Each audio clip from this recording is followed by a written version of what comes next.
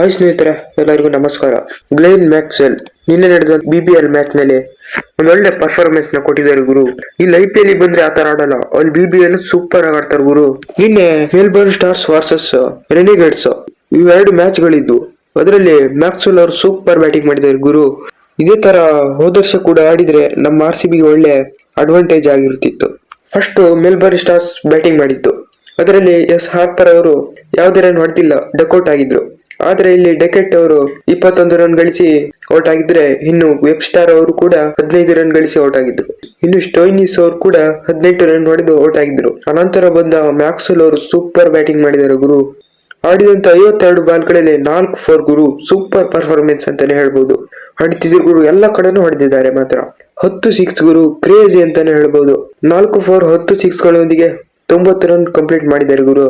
ಅನಂತರ Kane Richardson ಅವರಿಗೆ bold ಆಗಿದ್ದಾರೆ. ಸೂಪರ್ ಆಗಿ ಆಡಿದ್ದಾರೆ ಗುರು. ಇದೇ ತರ IPL ಆಡ್ತು ಅಂತಂದ್ರೆ ಟೀಮ್ ನ ಆರಾಮಾಗಿ ಗೆಲ್ಸ್ಕೊಡ್ತಾರೆ ಗುರು ಮ್ಯಾಕ್ಸ್ವೆಲ್ ಅವರು. ಏನಂತೀರಾ? ಇದ್ರ ಬಗ್ಗೆ ಏನನ್ಸುತ್ತೆ ನಿಮ್ಗೆ? ಕಮೆಂಟ್ ನಲ್ಲಿ ತಿಳಿಸಿ.